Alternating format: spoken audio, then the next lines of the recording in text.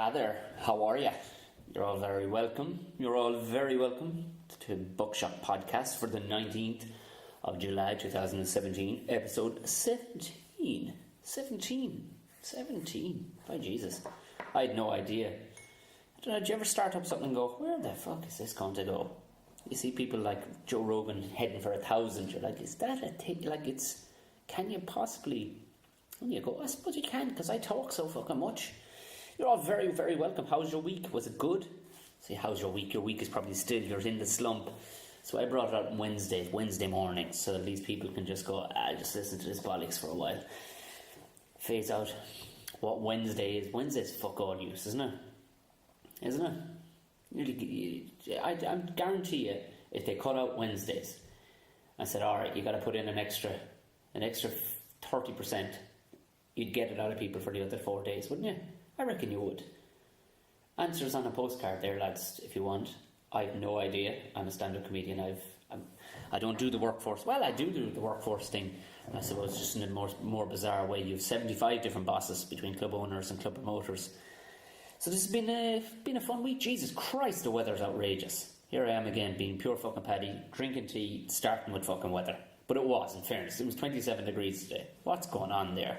There are ginger people dropping dead all over this country. The amount of people I see squinting is just amazing. Just squinting. It's like sunglasses are €1. Get a pair of fucking welder's goggles, something. I saw from that meme. You know that, I don't know, is it meme or meme or what the fuck? Who came up with that word, a meme? Is it French for sarcastic? I don't know. Maybe the French for sarcastic is sarcastique. Again, I don't look into, anybody who listens to this podcast, I do not look into facts. You're all very welcome. This is your first time. You're obviously listening on some form of a platform, whether it be iTunes, SoundCloud, Stitcher, any of those other ones. I don't know. I know it shows up on a bunch of other ones because you can see it in the old feed there where it's popping up and things I've never even fucking heard of. So click subscribe, jump on it. You can catch me the Bookshop Pod on Twitter. Send me some questions if you like. Send me some comments. That's more than happy to take comments to the old Gmail address there, which is bookshoppodcast@gmail.com. I don't know why I turned into Pat Kenny just there. But yeah, the weather, loving it. I think I got a bit of a farmer's tan. Burnt the fucking nose off myself out there yesterday. So I did.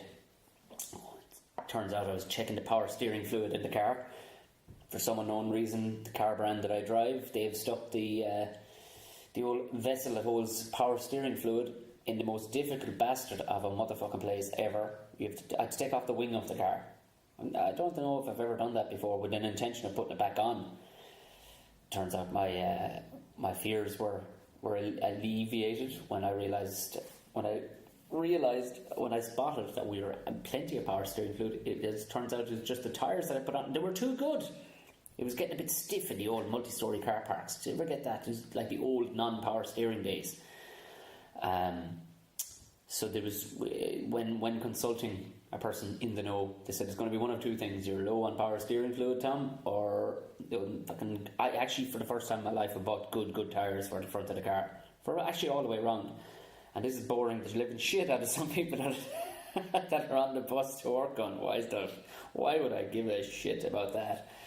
It was a fun weekend. I was all weekend in Chaplin's Comedy Club. Very nice. Fucking warm as hell in the actual club.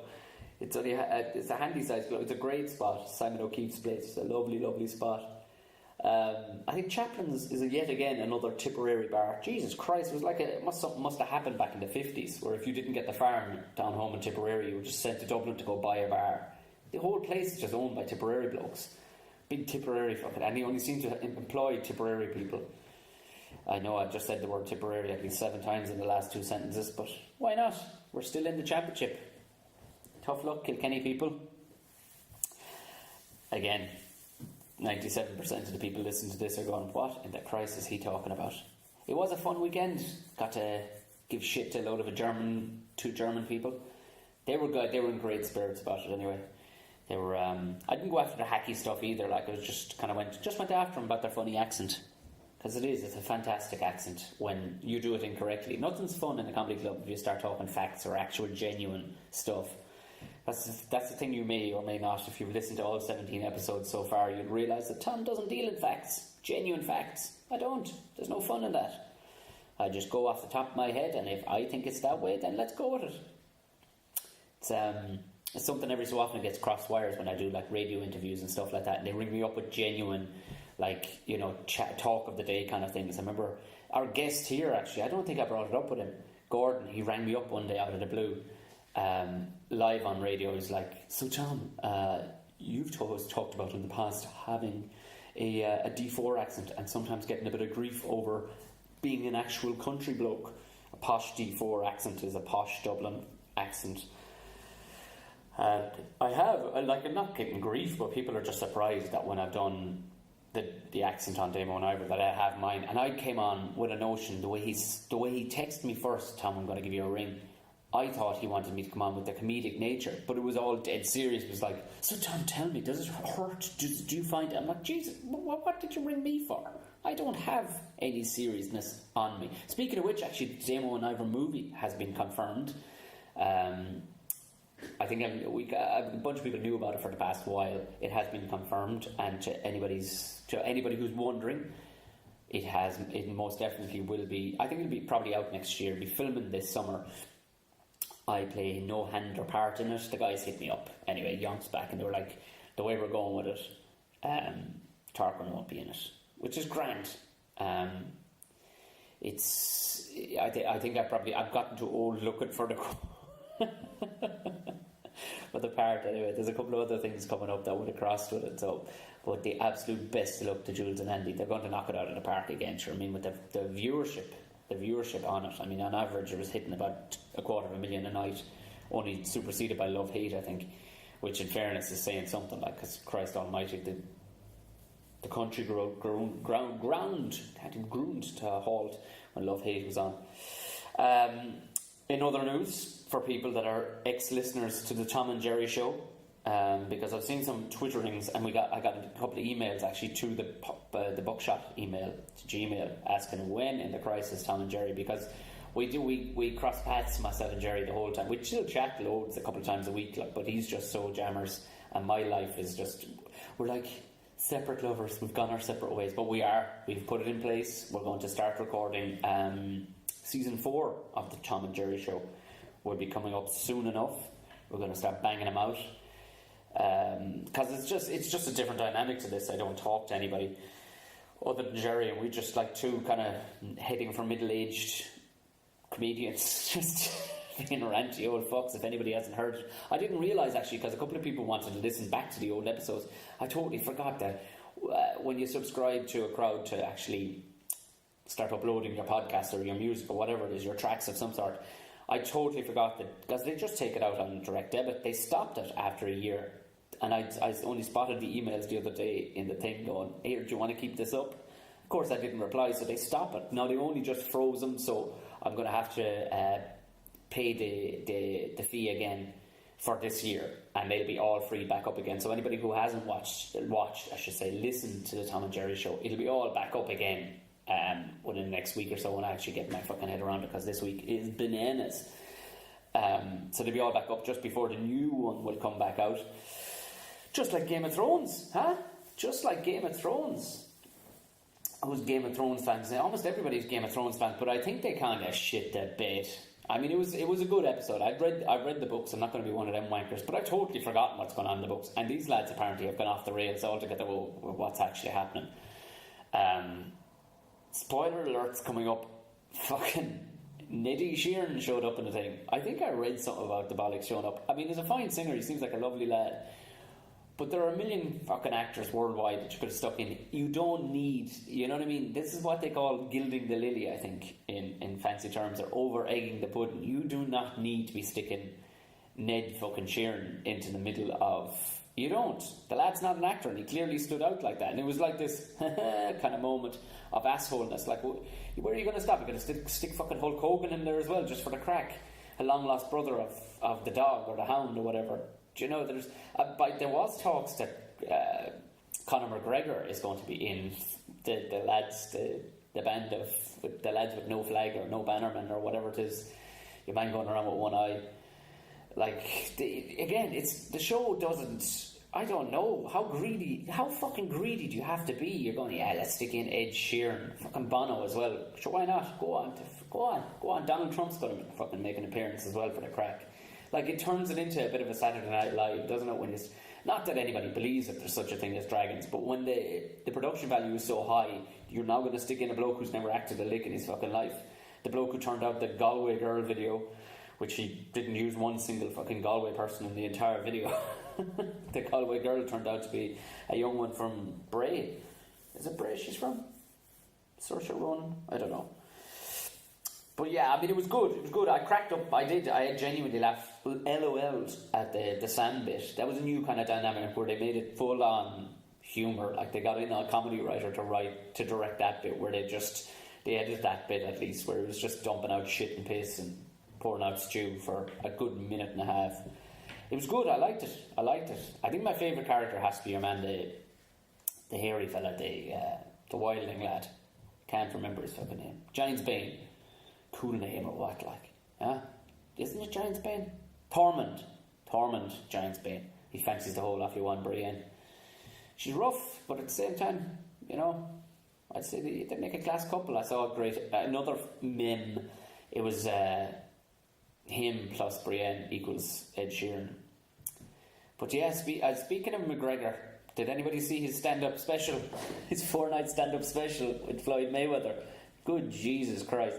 I had to laugh like he did. He was good. He was good on the mic now, in fairness. But they only needed one night because it all turned out to be the same thing. But I was laughing at the way he turned on you, because poor old Floyd. The Americans, God bless them, they have no idea what a proper fucking bollocking to get a proper bollocking and, you know, disrespectful bollocking is, and he gave it in full throttle. My favourite bit was, would you fucking dress your age? You're 40 years of fucking age. Dress your fucking age, you prick. It was like, you wouldn't say that to a fucking dog. And poor old Floyd sitting there with a big dozy head in him. He, the suit. I don't know if it's true, but somebody's after getting that fuck you pinstripe thing tattooed on their gee, I mean, I know some people get shite tattooed on them, but Jesus, you're going to get fuck you tattooed. I mean, come on. But you can tell, McGregor's just laughing behind, tongue in cheek all the way through, kind of giving it a winky, because every word out of my mouth is worth a couple of dollars. If the Lord knows how it's going to go. Nobody actually knows how it's going to go. I mean, sure, he might have actually spooked Floyd Mayweather. Nobody knows. I mean, yeah, they say if it was a real fight and all the rest of McGregor, it would, yeah. I mean, who knows? I've never seen a bear fighting a shark. I would like to see one. I mean, you would assume that the shark would totally win because it would have to happen in water. But if it was in shallow enough water and the bear got it all locked onto him. Bears got paws too, you see. Right, we're going off the rails here. I don't know what the Christ I'm talking about. Well, I'm just trying to think of interesting things that happened this week before I bring out the gimp. Before I bring out a guest, I was in the vets the other day with the dog for a checkup of sorts. She's gaining weight, grand. Apparently, they're all happy enough with her. The dog, of course, turns into pretty much Ronald McDonald. Not that she's a savage, but she just starts. Everybody fawns over her like something ridiculous. But what was funny, this big goofy Labrador got brought in, and they were all about each other for the first 10 seconds. They were loving it, right? They're loving it. But the dog is in selfish mode.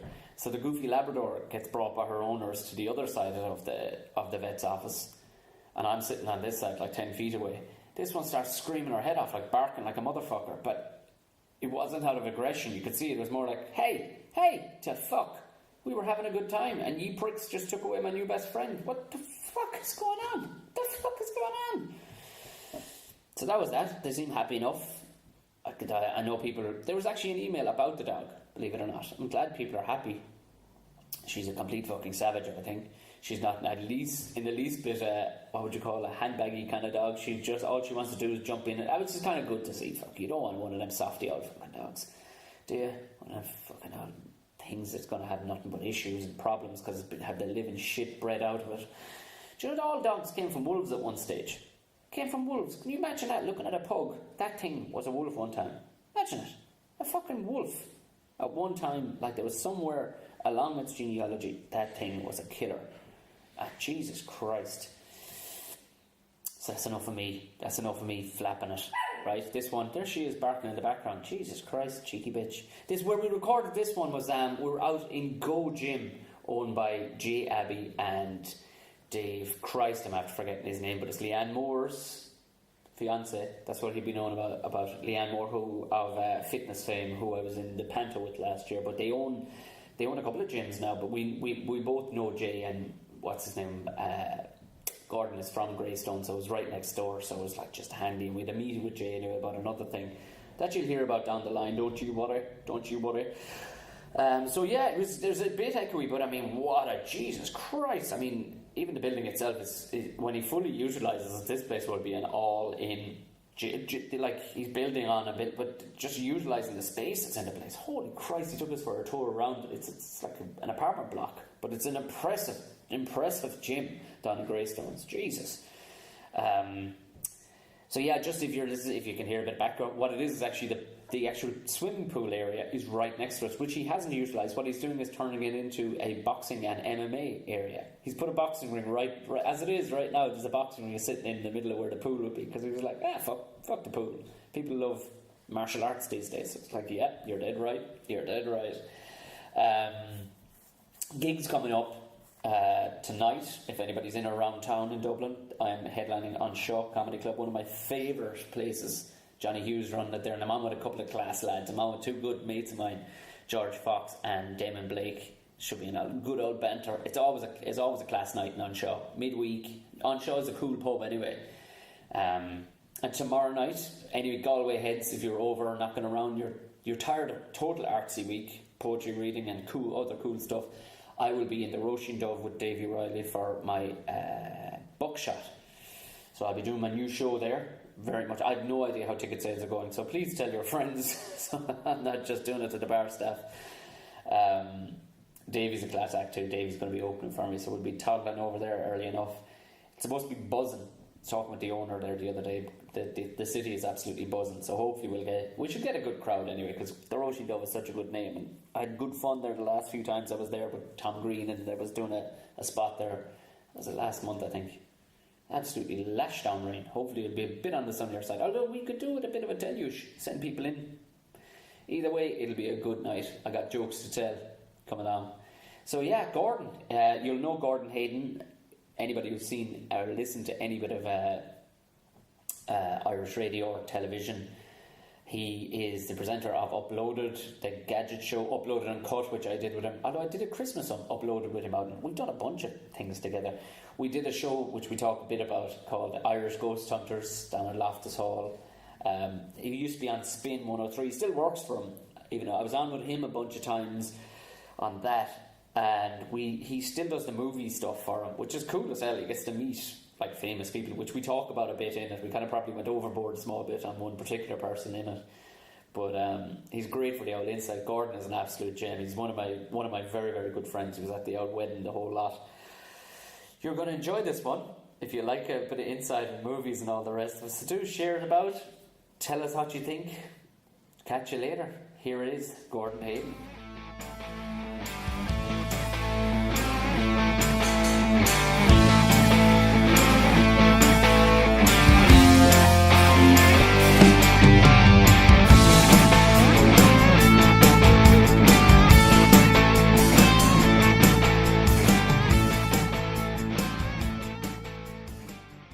Very much for doing it, by the way. Nice one, Tom. You're busy as hell. Well, a little. You're one of the few blokes who you don't come across busy, but I know you're busy, because all of a sudden you just see, sure, I was just over in London there, just hanging out with Cillian Murphy, no biggie. What's the big deal? Oh yeah, the junket stuff can be busy, especially this time of the year. How do you play? Do you play it cool? Have you ever not played it cool with somebody like? Oh yeah. There's times you would walk into the junket setup. So I suppose for anyone that wouldn't be familiar with what that is, it's in that movie Notting Hill where Hugh Grant goes in pretending he's from Horse and Hound. Oh yes, yeah. And you've got your few minutes of this conveyor belt process where you go in and you've got to interview the whoever the talent is from the film. So yeah, but there has been times where you'd walk in, and especially if it's a TV scenario where they've got the cameras are obviously set up and the lights are all set up, and there's been times where I remember sorry to say name droppy here, but there might be a I few wanna, names you have to along name the drop way. the shit out of this. Don't you dare. Well, Don't you Channing dare. Tatum, and Channing Tatum. was chatting away to him. I thought, this is going great. This is fantastic. We're having a laugh. Yeah. And as I turned to say goodbye, I tripped up over one of the light stands. And I couldn't even look back. I just kept walking. I just went, you know what I mean? It better just leave now. He was a stripper, though. I mean, he would have totally been okay with that. Like, you know what I mean? Wasn't he a stripper at one stage? He was, because what had happened when he was in college, it was a case of... He went to college, did he? Yeah, he did, believe it or not, Tom. Fair enough. And to make a few quid, it was, well, listen, I'll be Magic Mike at the weekends. And that's why the movie then is loosely based on little scenarios, because when he started... He'd have the inside track, of course, he sort of was... There was like a sort of a Mr. Miyagi-like stripper who took him under his wing, and that's why in the movie there is that young fella who's sort of raw to the whole thing is essentially the Channing Tatum who sort of gets in on it. And actually, in real life, Tatum and Alex Pettyfer fell out big time. Did they? Because Pettyfer had just moved over from England. This was one of his first big acting breaks stateside, and Channing Tatum said, look, I know, was it either he knew somebody or he had a property, and he said, look, you can rent it, and your man never coughed up the rent. Bollocks. Yeah, so the two of them fell out. Tatum was like, well, fuck you know what I mean? And is there, like, I mean... So I've gone off on a total tangent there when I was talking about... No, this is what I want to hear more about this stuff. Who's, like, I mean, was there ever a point where you were just like, I know I'm supposed to be asking questions about this film, but come here. Do you know, like, is that in, because you are professional, I've seen your interviews, like, your interviews are good, like, because you can see a lot of them too, because it's the same shit they're getting asked, because that must be on your mind too, going, oh Christ, don't ask him about the fuck. Yeah, you get to... what I try and do is, like, before going into one of these interviews, is that... what is a standard type of questions everyone's going to ask? Yes, yeah. And don't ask those. Like, there's certain times where you might feel... Like, there was recently an interview with Guy Ritchie for King Arthur. Yeah. And is he as difficult as he seems? He's a complete twat. He seemed like... If he was a cat, he would lick himself. That's what I was thinking. He was like 20... I listened to 15 minutes of Joe Rogan's one with him, and Rogan totally fawned over him because of who he was and all the rest of it, which is surprising, because he does kind of fawn... But... fucking hell, your man just was like, I'm gonna tell you, Joe, I'm fucking unbelievable. And it was like, oh my god, he was a black belt, and I don't know, this and that. But one of the things, actually, he's become a right journeyman, Guy Ritchie, and one of the things that annoyed me about that Joe Rogan interview is that it's for me, what I took from it was the only reason he's making this new Aladdin movie is because it'll have a box office opening weekend. Yeah. Essentially, it'll make money and put him back up on a pedestal. But with the likes of him, when it was King Arthur, like, the movie itself was complete and utter. It was dire. Oh yeah, it was just the worst shit. Rubbish, complete rubbish. So thankfully, it's a rarity that they'll ask you, "What did you think of the film?" So at least you don't have to go and play your hand. But there was one thing I thought. Well, look, everyone is going to want to. No, it's about what was like working with David Beckham, or you've given David Beckham another sort of acting gig, and how close he is, pals. And I was over for Ireland AM and for Spin 103.8. They were the two outlets, so you kind of felt, okay, you're going to have to get that in. Because you know who your audience are listening to the other side. That is the one showbiz question that people will be curious about. So I felt under those circumstances I needed to get that one in. Yeah. But for the most part, Guy Ritchie was a complete and utter, just a bit of an arsehole. Like, he was one guy, either he knew that the film was rubbish and wasn't happy with it, and he just was there in body but not in mind. He just wasn't switched on. And you're really surprised at times, because you're there, this is your chance to sell the movie, and I know you've got maybe 20 or 30 people coming in asking you questions, but like, who wouldn't want that? You're sitting in a room all day, people want to ask you about you. No, I don't think, and it's not like anyone's going in asking them about their political or religious beliefs. Yeah, I mean, how hard is this job? Like, get over yourself. Like, but I suppose too, see, that's the thing, I don't know, have I met many people that have been at that level of Jesus Christness, where you're like, you're every waking moment somebody's telling you your class. Do you know that kind of thing? Because you'd imagine he has very few people going, I don't know about that guy. You know what I mean? Because he's the boss man on everything he does. Like, he must be now at a status where he's like, I reckon I could do anything. And I think that's why he thought, King Arthur, I'll have a bit of this, and then I'll remix it with a bit of Lock, Stock and Snatch. And it just didn't work at all. It didn't work at all. And so now he's killed 2 franchises, the recent King Arthur, and before it, The Man from U.N.C.L.E., which starred that walking mannequin, Henry Cavill, who I just think is a charisma-free vacuum. What is the crack with him?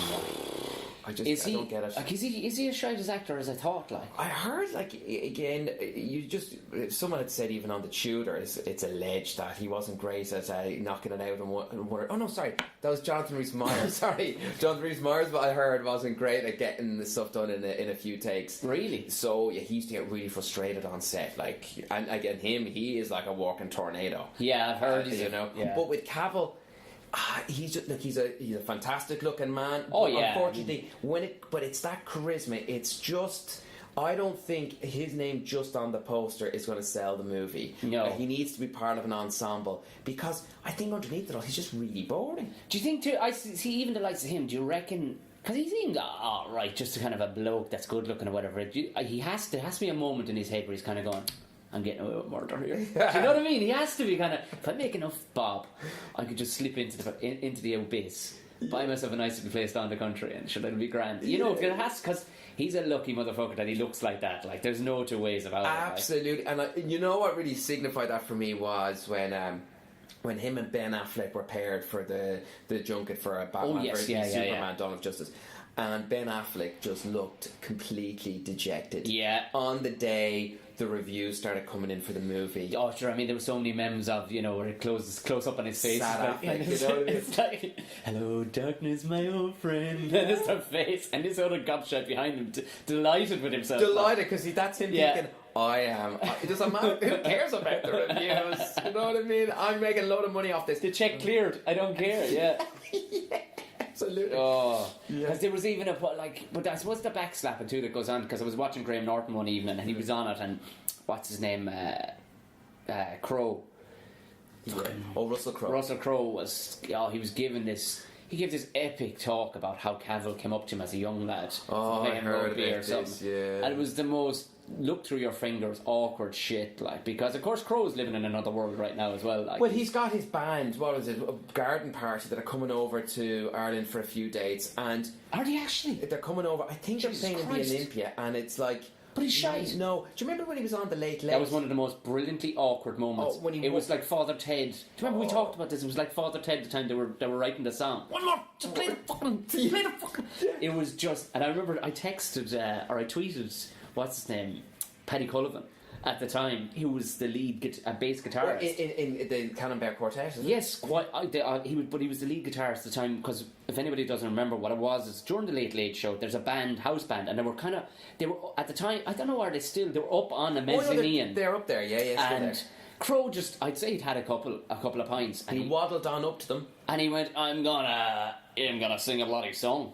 And they went, I suppose you are. Yeah, okay. And whoever's the lead, they just let him at it. And he just started singing Johnny Cash thing. Yeah, but everyone started clapping along. Oh, Jesus, yeah. And he stopped. Oh, my God. And if you're not going to clap in time, he goes, just don't clap at all. Oh, it was amazing. And poor old Tubbs was just sitting there, just looking through his fingers. But that was when I tweeted the clip, the meme of the Father Ted. You remember they were writing for Eurovision, and they're smoking the fags. He goes, just play the fucking. And I tweeted Teddy, and you could see him looking down at his phone. And I talked to him since he went, "You bollocks," he goes, because there was a whole 30-second moment where he was shouting at the audience that the band had to come to a stop. So Paddy was just looking down at his phone. He saw me tweeting.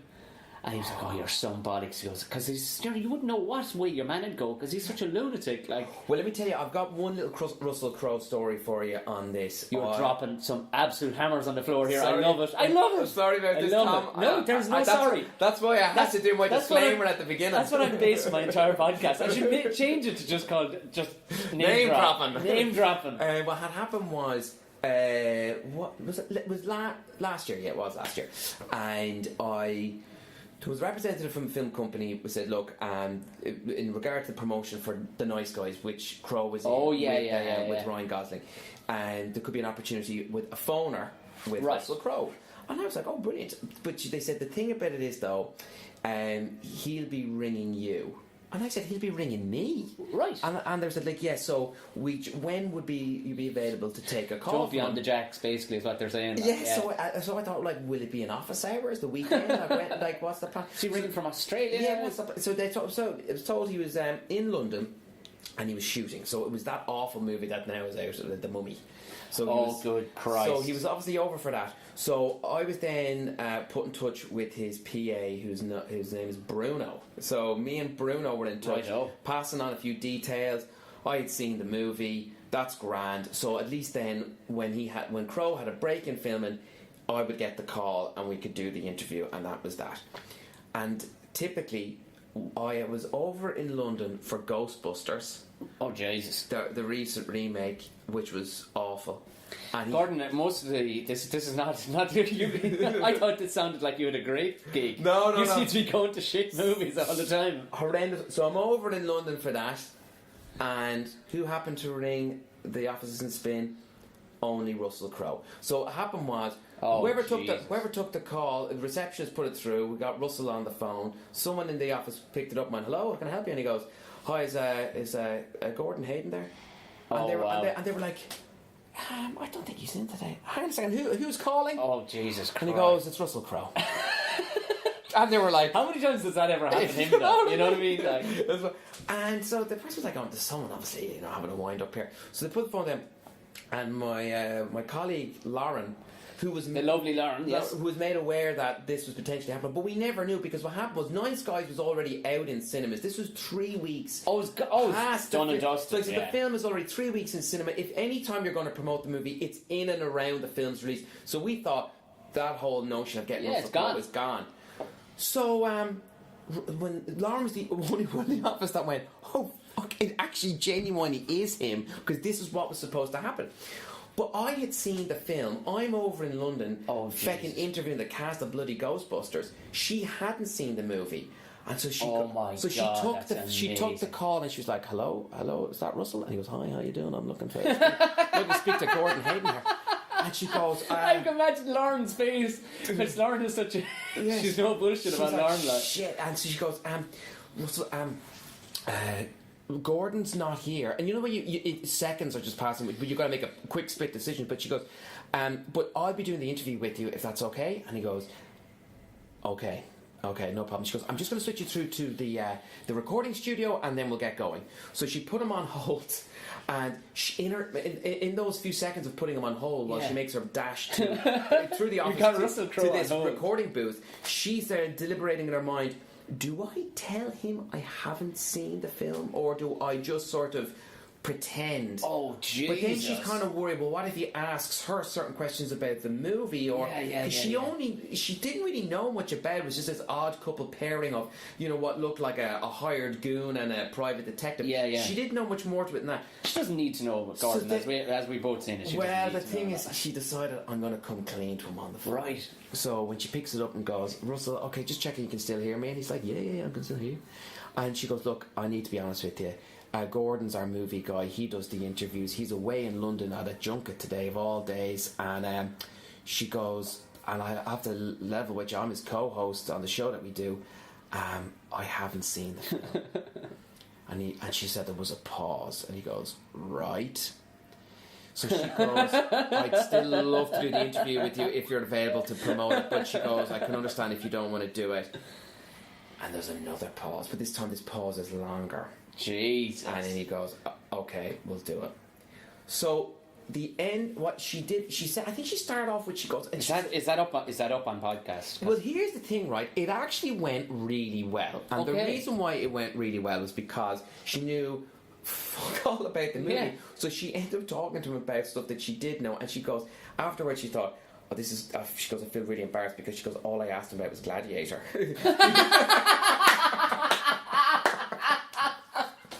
I would have gone to the rugby team he owns. But yeah.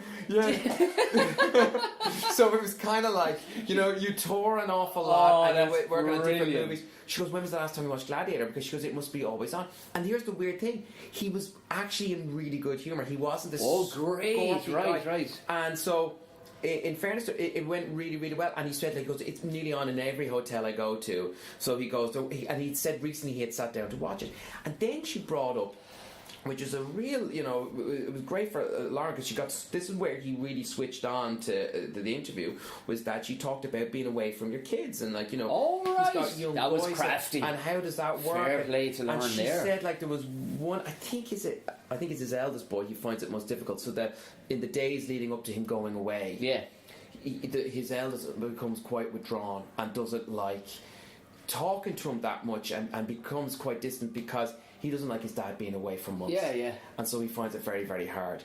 And it was all this, the difficulties that was so crafty. Being a father and all that, and playing on that those emotional strings. That obviously I think for Crow, he's never really brought that up because it's stuff that you would think sometimes. Would you delve that deep into him? So her ignorance was nearly bliss, It turned out to be a blessing in disguise. Crow loved the interview. He ended up retweeting it. And it's online for anyone to check it out. Go to speed103.com. Come here, is Tom Cruise as shit an actor as I think? I'm sorry. Actually, Natasha, we watched The Mummy the other night, and Natasha went, "Are you doing a podcast with Gordon?" I said, yeah. She goes, "Will you just ask him, because he knows about this kind of stuff." Is Tom Cruise shite? Because I'm sitting here and that's a shite actor. I think the problem what has happened with Tom... He's the same fucking bloke. With Tom Cruise, and I think The Mummy is essentially like... It's almost the IKEA flat pack of Tom Cruise movies. So it's almost like someone's given a blueprint of, well, this is what a Tom Cruise movie would be. So you just have to take the parts and assemble it.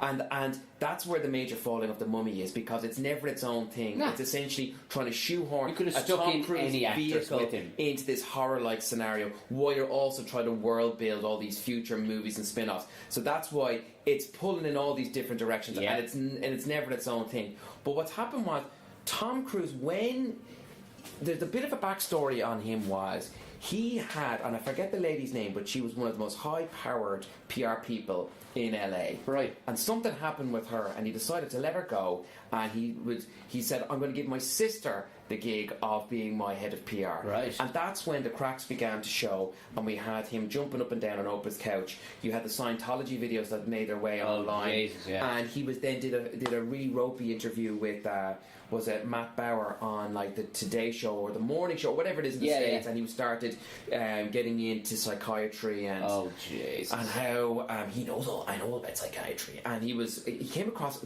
let's be honest, a bit unhinged.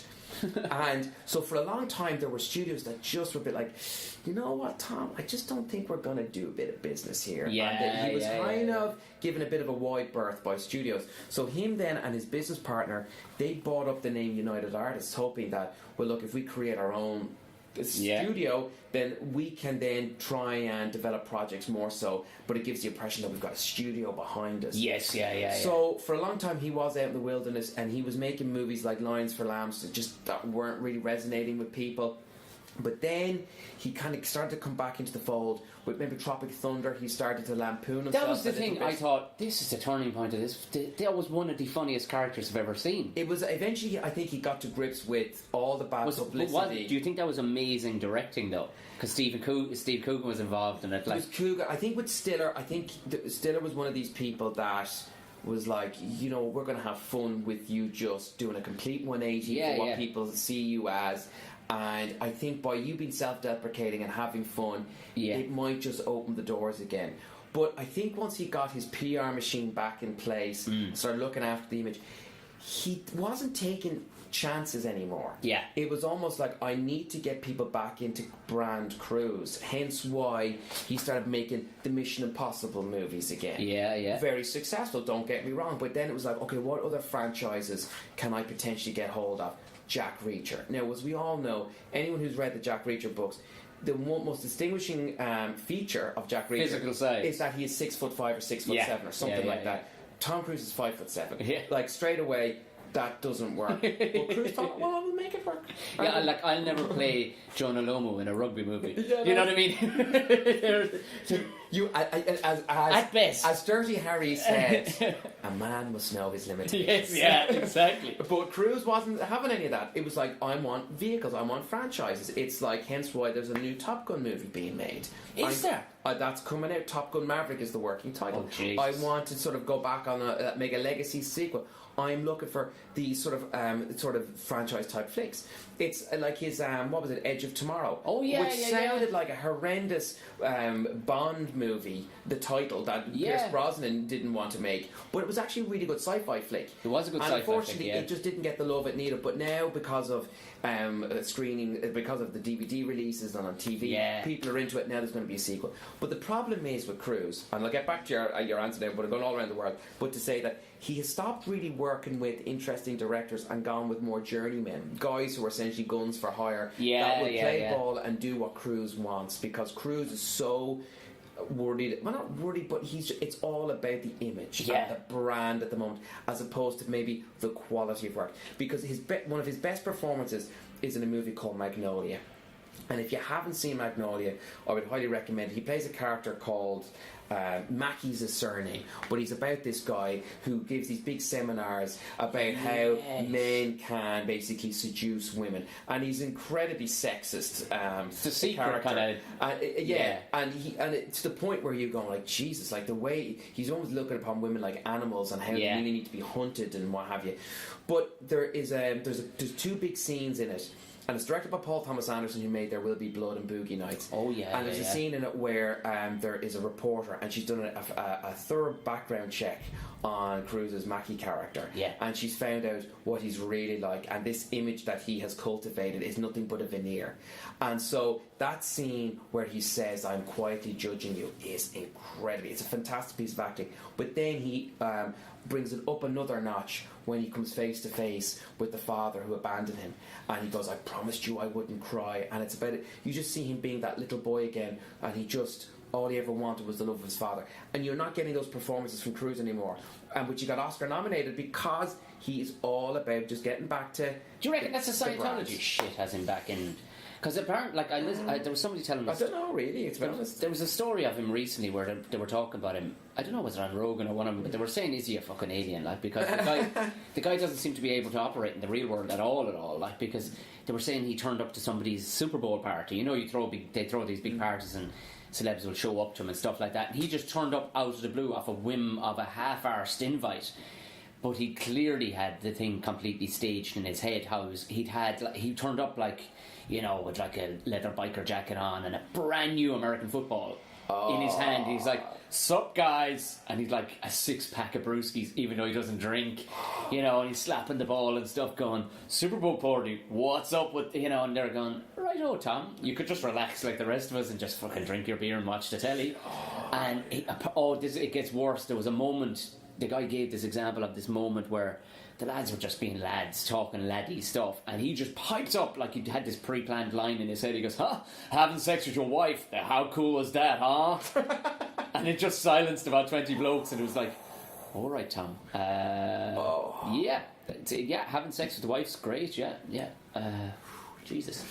And it summed up like, I suppose this guy dropped out of the fucking sky. But then I started thinking, but it was cool, back to cool movies he did, like back in the day, like where he seemed to, because the mummy thing for me, they were like, God, they're trying to wind some humour into this as well. This is the bleak issue. Who I was thinking about was Brendan fucking Fraser going, Brendan's probably going, "No, that's what you get, you fuckers. That's what you get, you fuckers." Have you seen interviews with him of late? No. What's the story with Brendan? There's a recent interview that he gave, and talk about a man on the edge. Go away. And somebody wrote, one of the top YouTube comments was, "Who hurt this man?" Oh.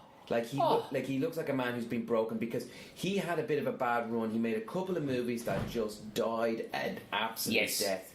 And it was like Hollywood just fell out of favour of him. And then he also then became a meme because he was caught trying to clap at the Golden Globes, and he just look, let's be honest with you, it looked like he needed to be carted off, if anything.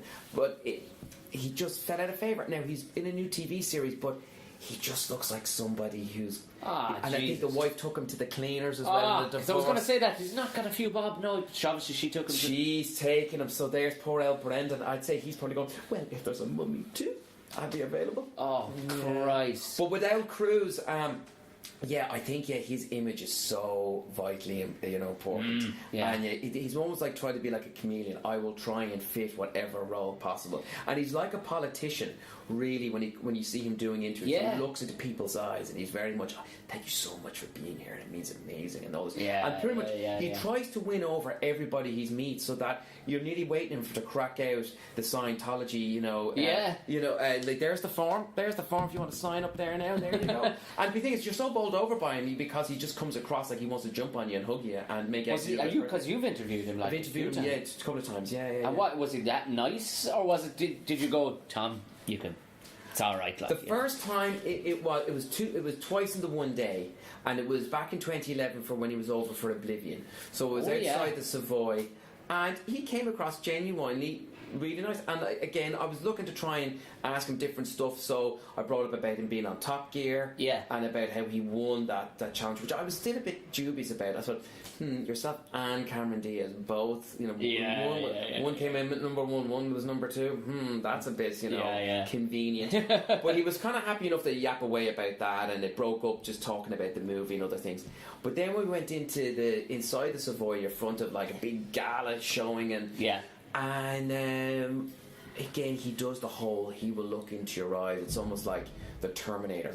Good Christ. Focusing. Not around the eyes, look into the eyes. Good to meet you. Yeah, and you're a bit like, whoa, hey, nice to meet you, Tom. And, but I kind of rubbed him up the wrong way, because I wasn't told that you couldn't ask him anything. But I did remember an interview I did with Simon Pegg where I said to Simon, like, he's like a Duracell bunny, it seems, Simon. The fact that he's got he's got all this energy from, from the beginning of the day right to the end. And Simon goes, I'm not lying to you. He goes, from the minute he walks on set to the very end, his energy levels are nothing short of supernatural. Go away. And he just said it just jokingly. And I happened to reiterate that line to Cruz in front of the audience. He thought I was having a pop at Scientology and kind of wanted me to explain myself. It was like everything went into slow motion, just as you're being not chastised by Tom Cruise, but by you're chastised. What do you mean by that? And you're like, oh no! I can just imagine that. Tom, relax. And I was just like, it was again. Everything's gone in slow motion, and if you can imagine, my view of Tom suddenly starts to angle slightly. And you're getting a bit more oblique. And I'm going, oh my god! And you're thinking on your feet, going. Even though seconds are passing, it feels like an eternity because I need to respond. And I didn't want to kind of sound like, well, it was what Simon Pegg was saying to me. And, no offense, Brian, I wasn't like I was trying to put down Scientology. Like, I mean, I didn't want to sound like a boy who's just balls. It just, slightly starting to drop. But, like, I thought, what am I going to do? But thankfully, I just managed to play to the crowd, and I just went, he's after getting the wrong end of the stick there, hasn't he? What's wrong with our Tom? And he kind of got that I didn't mean anything offensive by it, and that he was being a little bit sensitive to it. And thankfully he did. Anytime then you see with Tom Cruise, and he did this, when he wants to get out of an awkward answer, he does this big laugh, and that kind of whitewashes over any sort of any areas of dodginess or grayness, and he did the big kind of whitewash laugh, and thankfully I was like, that's fine, we're back, we've hit the restart button, we can get back into the rest of the questions. But even afterwards, he's zoning in on you, gets in real close. Thank you very much for that. I really appreciate that. And you're kind of going, thanks, Tom. Look, it's not I'm doing this for charity work, really. You know what I mean? Yeah. It's great to meet you, but I am getting paid. I was thinking about the other day. I was chatting with Tim Kelly the other day, and I was of Radio Nova, of Radio Nova fame, and he was just asking me. He was asking me a question, something to do with. I think it was a chainsaw or something. I don't know why he came directly to me. I seemed to be the first person in his mind when it was about a chainsaw. And it was immediately afterwards I went, Tim, you probably provided myself and Gordon with probably the funniest thing that you will possibly ever see. I don't know, just for anybody listening, we did a show called Irish Ghost Hunters down in Loftus Hall. Gordon produces himself. And we went down to Loftus Hall in Wexford. It's a spooky enough place. It's a cool place. And we were all excited about it. And I'd never met Tim. And you teamed me up to Tim. Like, his voice is so Mr. Radio. Like, it's really kind of... And when he's talking to you, it's almost like you want him to narrate everything you do. You narrate my life, Tim, please. Tom sits on the toilet and squeezes one out. It's just like unbelievable sound of voice. Yeah. But it was that moment. There's a moment... I don't think they had it up for a while, but it's gone off the player again on TV3. because it came out last Halloween. But I think it's going to be on this Halloween again. Is it? Oh, I swear to God, I will watch it just for that moment so I know what has happened. There's a bit where Aidan, the owner of the house, is standing at the base of the stairwell, and it's gorgeous stairs. It's a beautiful shot, everything. And we were standing kind of looking at Aidan, and Tim was to walk in, and it was to set up like that. The Irish ghost hunters were there to check out some ghosts. Because Aidan had teed it up that it was a spooky fucker of a place. He'd done a nice job of teeing it up, but then Aidan got all awkward. And it was that moment where Tim walks in to shake hands with him.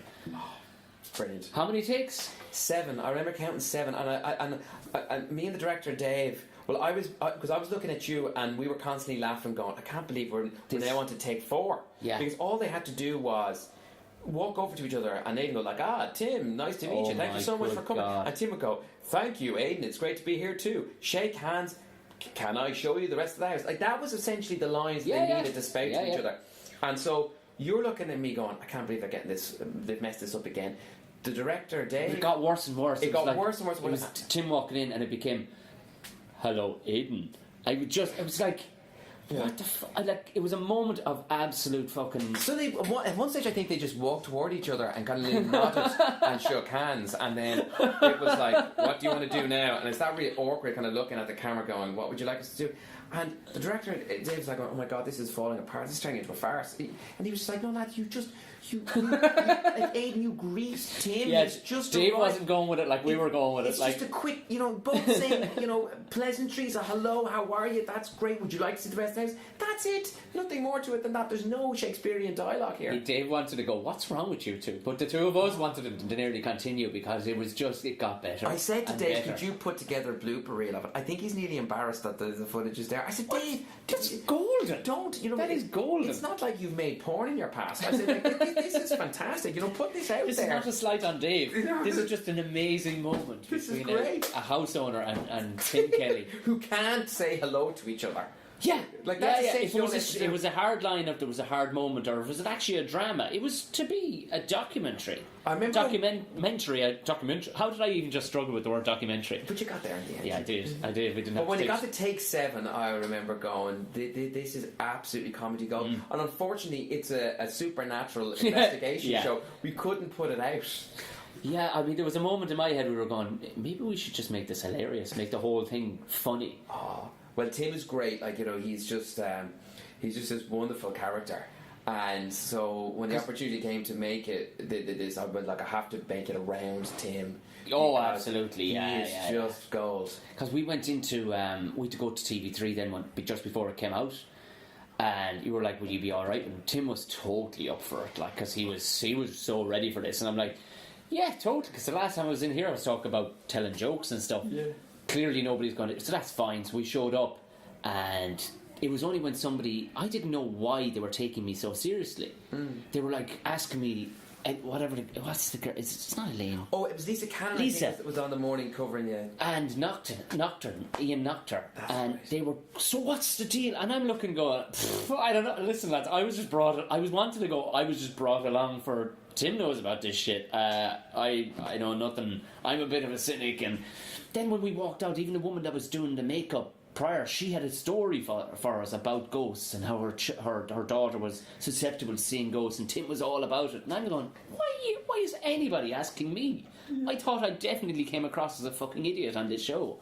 And it was only one of the lads, I realised one of the lads had watched that show, and he tweeted a picture of me from the telly, and it had come up, not Tom O'Mahony comedian, not just Tom O'Mahony, but a supernatural expert they'd put on it, and I was like, oh, you genuinely just by the presence, by proxy, by hanging out with Tim Kelly, and I've since then, it's happened once or twice with taxi drivers and stuff, they'll go, "Man, I'll tell you, in mother's house growing up, there was always something." I'm going, I still don't know why anybody is telling me. I still don't know anything about jokes. Great. It was one of those shows we loved making it, and it was like we're trying to get everything done in a weekend. Yeah. And we would love to go back and make a sequel. Like I think it would be great just to see what could happen to the Irish Ghost Hunters one more time. Your man, I'd love to do, and maybe lean a bit more towards the fact that I genuinely haven't a clue of what I'm doing. Like, but your man is some operator down there, isn't he? Your man, Aidan Quigley's the owner of Loftus Hall. Yeah. He's some operator. I was chatting with him, like, and I'd say if he took up any business, he'd make a good go of it. Like, he was saying about getting the place done up in parts, and I was like, oh yeah, that's just big money. Sorry, if you go about it the right way. I went, this is going to be interesting. And of course, this dude at the time he was studying to do period house restoration. And what he was then going to do was he was then going to start teaching period house restoration back in Ireland on his own property. So he was going to bring in apprentices to learn from him and so he's going to bring in 20 people to do his house for free, probably get paid to get his house redone. That is a cute one. Yeah, you know what I mean? You need foresight for that, because I mean Loftus Hall is in the arsehole of nowhere. Like, it's an amazing place with a great story, but it's in the arsehole of nowhere. Yeah, because when we initially went, okay, we're going to use this place, this is going to be the place to film Irish Ghost Hunters in, you forget it's in Hookhead. Yeah. So it's in Wexford, and that is just travelling from Dublin to Hookhead is a good 3 hours.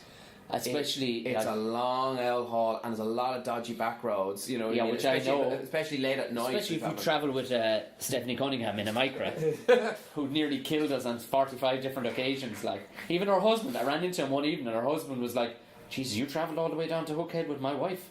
Fair play to you. I wouldn't do it. It's like the wacky races heading down there. Oh my good God. Like, I thought we were going to start driving over mushrooms, you know, start collecting coins along the way, because we just started sliding around corners like Mario Kart. It was unbelievable. I know, like, it was a great experience. It was a long experience, but yeah, it'd be amazing to go back and do it again. I'd love to. Where are you originally from? I'm Greystones is where I'm from. Born in the Coombe. Yeah. Right, 78. So you didn't stray far from the old canvas, as they say. No. I stayed from and still, you know, Greystones love it out here. Yeah, absolutely. It wasn't more like, because it's they say it's built up now, but it's not really. Was it proper sticks when you were growing up? Look, it's Greystones is its own entity. It's its own town, isn't it? Like, yeah, like originally was a village, and then it's become very much a town. It has become, especially in the last few years, like if you even take the main street, like it is absolutely. It's just packed now with shops and everything. Yeah. Like, it's incredibly vibrant. A lot of people are now doing the Bray to Greystones walk.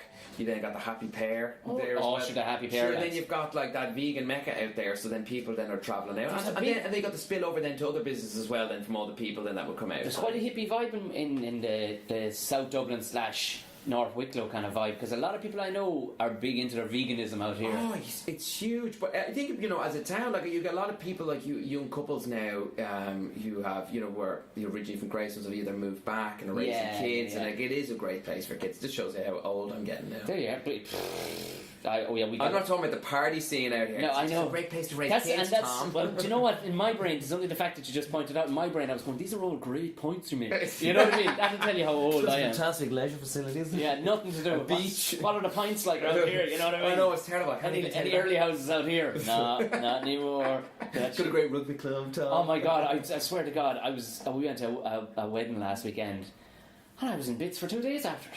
It's hard. I can't handle the sauce at all anymore. Like, and I have a 3-year-old, and it makes it even harder. Oh yeah. See, I'd nothing to stress me out, bar with the dog. That was about it. Like, well, when you have them ready to rock and roll at 7 o'clock in the morning, you know, you just can't do it anymore, Tom. Jesus Christ. Sounds, yeah. But you see some warriors still sticking with it, and you're like, wow, what are you made of? Oh man, no, it's not worth it, man. I've just absolutely no, and I find myself getting tired by about 11. Like, I'd be the worst person to go out for pints with. I'd be yawning. As much as we're having the crack, Tom, I'd be What time did you head home for our wedding? You headed home at a respectable hour, but it was late enough all the same. Like. It was...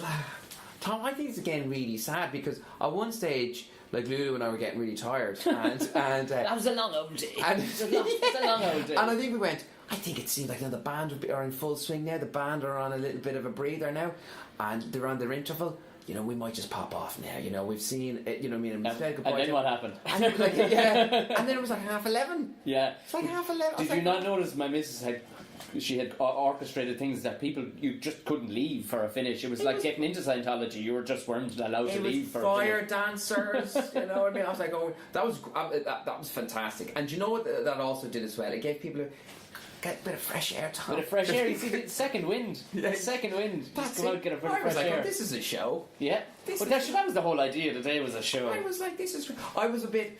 One of the things I was a little bit worried about with your wedding was that who would we be sitting beside? Because you know when you go to a wedding... Oh yeah, you've no idea. There is that worry because especially because you don't know that many people, you know what I mean, apart from yourself and Natasha, and because you're thinking like, who are we going to be sat beside? And I knew obviously within the comedy circuit that there may be a few comedians there. Yeah. And the problem with the old comedian side of it is that, you know, some of you lovable laughs, you know, can be great fun, but then there's others that, you know, act as if they've got a dark cloud hanging over their head. And you can be painstaking to get the old chats going. And I thought, if we're at a table now where we've got a few of the dark cloud brigade, I'm going to have to get slaughtered drunks. Tough going. Yeah. And so you're kind of conscious of, and you're looking around the room going, okay, there's a few heads I noticed there. I wonder could they be at our table.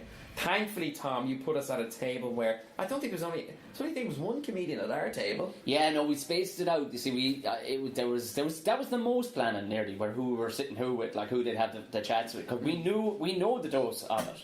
Where you're sitting beside Granny Mary, and you're like, jeez, it is tough. Yeah, and I hate making. It's a slog, like. As much as I'm a chatterbox, I hate making small talk. Oh, good. Do you not find that, like, and here's me telling you I get tired about 11 and I have to hit the old a lot of it is the talking, because we talk a lot in our jobs. You're like, just keeping it going and go, what do you do? Is that what you do? That's wonderful. Jesus Christ, yeah. And especially if they're kind of plodding along as well and you're both fighting small talk. Yeah. But thankfully we were sat beside a great old fella, Morgan and his... Morgan Jenny. Yeah, they were great. They're great conversationalists too, because there's nothing that... He turns out he is a teacher in my old secondary school. Stop! And he goes, I'll be looking at your file on Monday.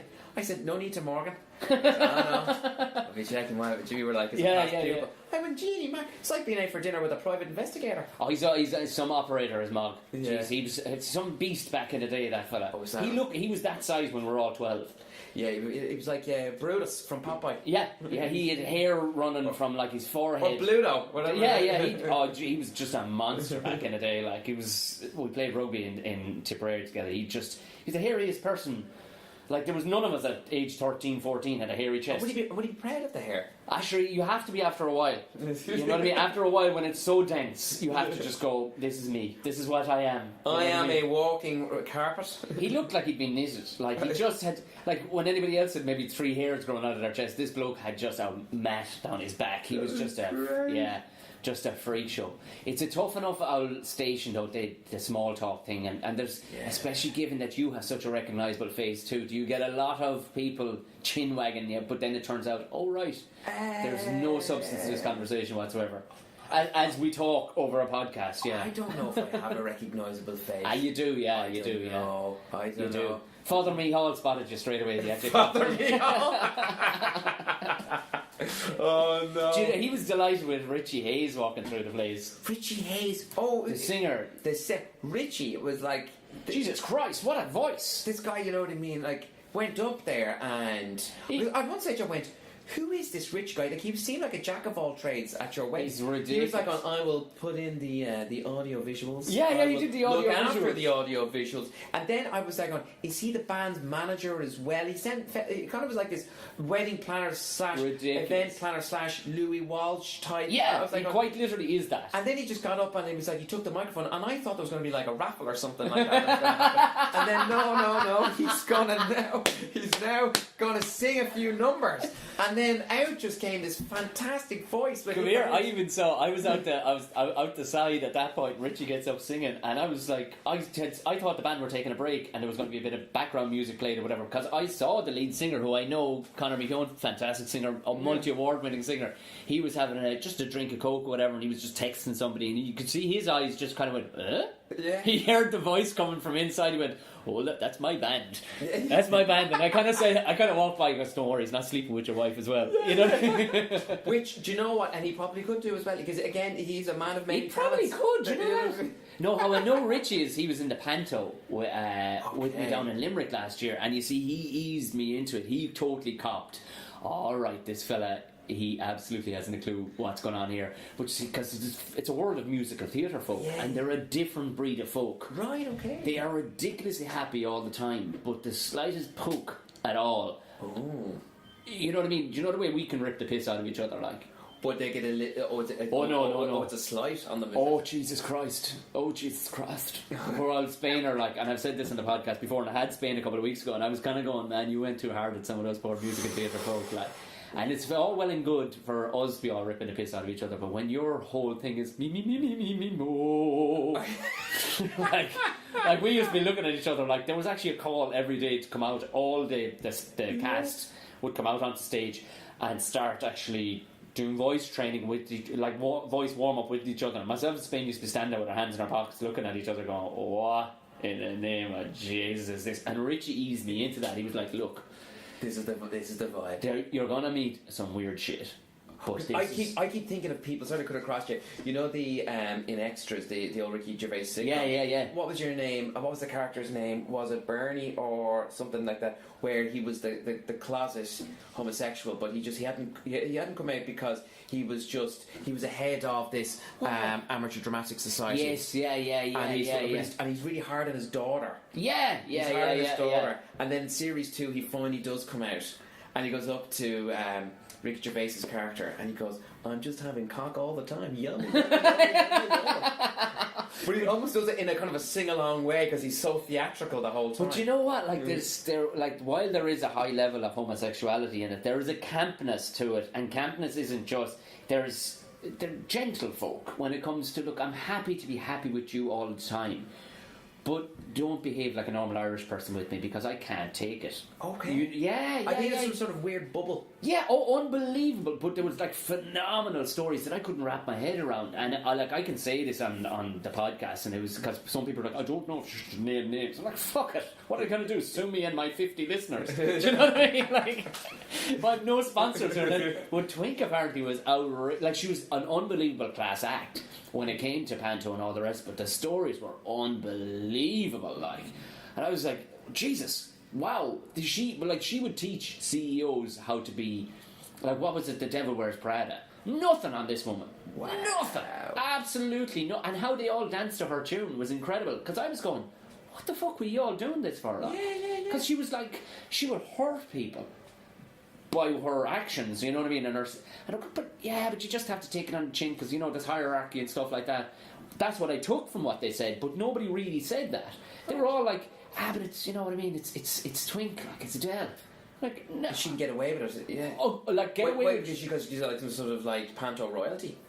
Like, there was a level of hate. Like, I don't believe in like the level of HR that there is now, where if somebody sneezes and you mistook it for a racial slur, then you can clean them out. Yeah. Do you know that level of? But this is at a level that in the 18th century you wouldn't have gotten away with this carry on, like. Jesus, this is going to have to feature on the After Dark podcast. It was. I'm saying nothing, but there was one funny one, and this is not a matter of opinion. This is a matter of fact how it came about. So I'm not in any way being liable. What it was is this amazing moment where Twink was, after having a major tragedy. Go with me on this. Okay. Tragedy in the family, and this was put out amongst all the dressing rooms, and it was like, geez, would she be able to go on today? Like, will a replacement have to be found for the fairy godmother for a few days or a few weeks even? Is this her done? And the whole family landed down anyway, and they were all in black. The whole lot. They all came down from Dublin to Limerick for how upsetting this was. The whole thing that would she be able to control the tragedy anyway as it ensued was actually her budgie had died up home in Dublin. What? And that she was on next level therapy levels, and it was the family even the family were letting this go, like not even like your eldest child is going to go, one fucking second there, yeah. Now. 1 second there now. The fucking bird's dead. The bird's dead. They brought it down the box, the whole lot. Yeah. Don't tell me they had a ceremony for it in the what you would call it, in the theatre. just short of it. And to make it up to her, the staff or the rest of the cast all bundled together a few quid. Somebody tipped into town to a pet shop and bought her a new budgie canary, whatever the fuck it was, like. But she was just about able to, and her closing, like the closing at the end of the show, like normally is the lead act, and this year was Richie. He would have a few words with the audience as the entire cast stands there in a row and goes, and it's essentially, look, fucking we'll be here till the 20, here till the 8th, check us out, bring back your family, and blah blah blah blah blah, thank you very much, good night and thank you. Yeah. She would put into like a 15-minute monologue, and they'd all have to step back 2 steps and give her the centre stage, and she would go into a 15-minute monologue about her life. And and I wouldn't mind. Everyone's here to see Cinderella. Yeah. But she would definitely make it all about herself. Like. Oh dear God. Yeah. But I found out. Do you know what upstaging painful. Upstaging means? Upstaging. Well, it's when somebody takes over. Like, you know what I mean? So say, for example, I know. do you know where it comes from? Thunder, as it were. Do you know where it comes from? No. This is in a story that Richie was telling me, that because they got on, but they were at war with each other because they were both kind of hated the show, that kind of way. And basically, what to stand up stage is to actually go backwards. Okay, right. That's to stand up stage. To stand down stage is to stand towards the audience. The entire theatre terms, right? So to stand up stage, this is where it gets real technical. This is some cyber war. This is some like cerebral warfare shit. Richie was telling me himself and herself were having a on stage conversation, right? But to stand up stage means you go back a step, right? If you're trying to beat me, because what that forces you to do in dialogue is it, or if you go upstage, it forces me to actually turn to you, right?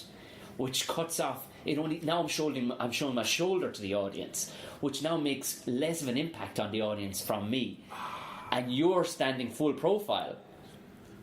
Do you get me? Yes. So, because it would look weird to have a conversation, just the two of us, full profile, looking out, and I'm looking to the audience, which is what or I'm looking at you, just tilting my head. So to stand up stage means I'm quite physically standing back, forcing you to turn your body inwards to talk to me. So less of you is being seen by the audience, so it means you're less of a person on stage. That's a crafty little move, Isn't that? But he said, fuck this, I'm not having it, says Richie. So it went into almost dueling banjos. He stood back a step. She stood back a step, and by the time their conversation was still at its peak, they were both at the back fucking wall of the...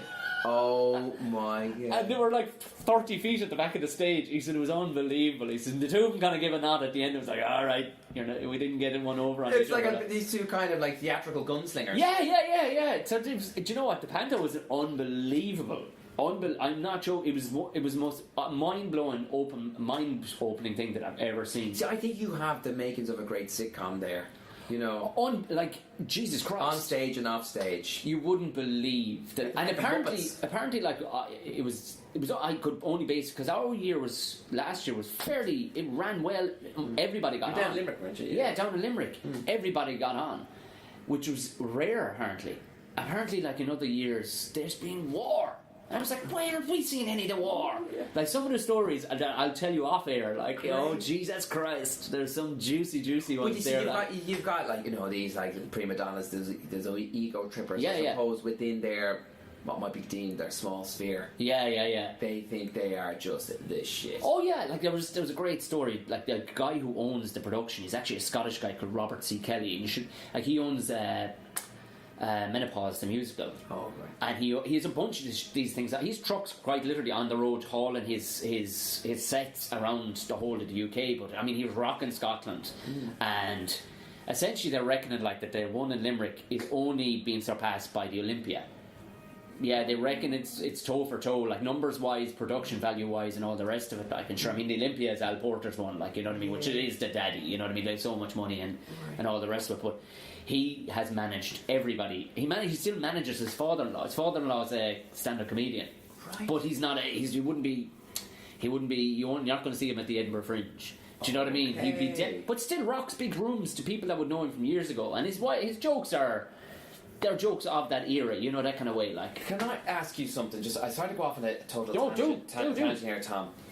As a comedian, when you started mentioning there about rocking different rooms and stuff, would one of the hardest gigs to play be at a wedding? And the reason you wouldn't play it in a fucking month of Sundays if you have any self-respect for yourself. Because my wife was invited to a wedding down in Limerick, and I'm half Limerick. My mother's originally from Thomond Gate, so I grew up in Limerick. I love Limerick. But they were down anyway. I forget the name of this beautiful locale anyway. Sorry, where the wedding was taking place. But there was a comedian hired by the mother, and she'd heard about this comedian. He was very funny. She didn't realise that most of his act was blue. Oh. And so he had this big song that he got everyone to sing like this. So he was like the interval, just yeah. And so he this big thing called Itchy Fanny. So everyone was just before the speeches started. You know what I mean? Where there's a little bit of just get everyone on side. Get this comedian out. He'll get everyone's spirits up before the speeches start. And he did this big thing going, Itchy Fanny. Let's get everyone singing Itchy Fanny and all this sort of stuff. Oh my good Jesus. And everyone was going like, this is awful. This is going off the rails. Mother was dying.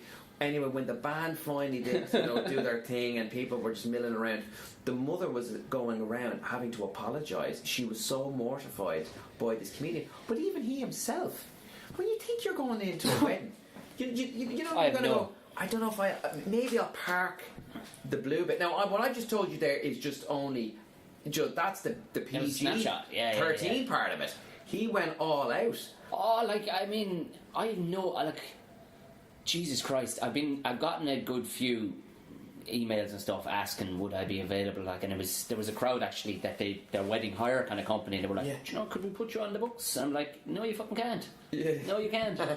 No, you can't, because there might be 300 people at that and actually see me die in my hole. I will die in my hole. There's just no two ways about it. There is no good way it can work out at a wedding. There is no good scenario. There's nothing. At no point will it go, that was a class gig. It's never going to happen. People are either eating their fucking dinner going, who's this prick? Yeah. Or, I didn't want to expect this bollocks. This is not how it runs. Like, that's why we can't spring stuff on. Like, we were able to spring a handful of things on people, but most of them only lasted a couple of minutes, and it was stuff that took nothing of you to get engaged with. To do stand-up comedy, you need people to be on board. Yeah. And if you have a whole room of people who hate you, like, to give you an example of a gig that I did similar to that, that was years ago when I was starting out. And on myself and Jerry McBride have a podcast as well. We're about to do season 4. It's called the Tom and Jerry Show. Do you remember we were talking about it? And one of the features, and Jerry went, do you still have enough to talk about? There was one piece we'd have on every single episode called The Worst Gig Ever. And we're into season 4, and we still have enough gigs to talk about, like. But there was one I remember doing when I was starting out, and I didn't have the maturity to spot it a mile away and go, I'm not doing that. Because, and it's not to get it incorrect, like it's definitely not in any way like prima donna stuff. It's that you don't want to sully your name, because it's such, you're only as good as your last gig. But I got booked to do this one down in Killarney at the INEC, and I'm like, absolutely. No. Oh no, Tom. It wasn't in the INEC. Yeah, it was in the Glen Eagle, alright. It was in the back bar. In between, there was a country and show band festival on that weekend. I say festival, but essentially what it was about 3 or 4. There was 3 or 4 gigs actually going on around the hotel. So all in all, there was probably 1,000 people who'd all over the age of like 70. And where the gig was going on was at like a halftime interval where they all poured into into the back bar. Which I say back bar, it's a huge bar. And I mean, if you look at it, you go, geez, this is a venue in itself. It's not a fucking venue when people are coming in for their dry sherry during Big Tom on one side and fucking Louise Morrissey on the other side singing the greatest hits. And all the Blue Rinse crowd come in. And your man says to me, your man that was booking a nice fella, Con, he says, don't worry, Tom, look, I'll do 10, 15 at the top, soften them out, explain what's going on, bring you on. I was only doing comedy about a year, so I only had about 5-10 minutes, like. Yeah. And I went, alright, I better get a pint anyway to soften my nerves there. Yeah. Went up, I said, pint of Guinness, please. And from behind I went, welcome to the stage, Tom O'Mahony. Oh my god. I went up, and to say that I died in my hoop for 10 minutes would insult hoops. Oh, it got... When you're in that, when you have that inner voice that is like a director's commentary, as you're in your flow, and it's Jesus. So Tom, this is Bernadette. Yeah. So do you kind of want to switch off now, or it's not? What do you do? Do you just kind of go, look, I might as well enjoy how bad this is going now? Nowadays, if that happened nowadays, I would have the stage maturity to nearly point it out. Go, none of us want to be here, don't we? You know what I mean? Did you ever hear about the famous Larry David? Yeah. When he was in New York and he walked out on stage, looked at the crowd and went, nah, this is not going to happen, and walked off. He just took one look at the crowd and went, nah, they're not going to get my stuff. I'm just not even going to bother. I can absolutely appreciate that moment because do you know what, he's doing it for their benefit as much as his. Yeah, you know what I mean. You're not going to like this, no. But right then, this is where it's surreal. Because I'd no advice. Nobody gives you any. There's no book on how to be a stand-up. There is books on how to be a stand-up comedian, but there is no fucking book on how to be a stand-up comedian. But in that moment, no way. It's like you're quite literally drowning. Because when you're drowning, you're not going, Jesus, I better do something logical here. You're not. Is there anyone in the audience and you can look and go, oh, I see, they look like nice There guys? was one table of 4 people that were about my age or thereabouts who I think were having a drink and were happy to have a few jokes. And you could see but their eyes were so sad. They were sad for me. Oh, no. And the thing was, the material wasn't too bad, but it was the fact that these people were not they did not want this. It was like walking in and death metal being played when these people had chosen to come and hear the Green Fields of Antrim and all the other lovely Roscommon songs and whatnot, and this prick is up there going, so what's the deal? I once actually DJ'd at the Scientologist Christmas party. Oh Jesus Christ, how did you let me go on so far when you have that? I've got that, and I also DJ'd at a deaf disco. What? Yeah. How do you DJ? Gordon? I was there going, Put on the kettle. When the booking came through, I was like, well, this is clearly somebody pulling the pics. Someone, and I just imagined that I was going to show up at this venue, and there was going to be a bunch of thugs ready to steal all my equipment. I thought, this can't possibly happen, but no, it was an actual. It was for a particular organisation, and they had a load of kids in, and essentially, so I just had to make it as bassy as possible, and they would pick up the vibrations, and so like Avatar. And he had picking up the vibrations, and so I had the Really? lights. So then I was there going, like, if I speed up the lights really quick, then will that make everyone go really fast? And so I was like, and everyone was up popping the whole night. Okay, so it turned out to be a class gig. It actually turned out really. The whole thing was really like, boom, boom, boom, boom. It was probably like, What was the Scientology? So the Scientology. Was there specific songs you weren't allowed to play? No, it was. So I know nothing about Scientology other than that. The thing was that you had so they had a dinner first, right, and then there was a big picture of L. Ron Hubbard with his skipper hat on, the man himself, and it was like he was just off the boat, and it was a big twinkly look in his eye and big kind of cheesy smile. Was this in Dublin? In Dublin. The hotel is now gone. It was the Royal Dublin Hotel. It was right, yeah. So across from where the Savoy is on O'Connell Street, that's where it was based. And so they got up, and there was a few leading Scientologists that got up and they spoke about Scientology within Ireland and how it was spreading, and at the time, this is tell you how long ago it was.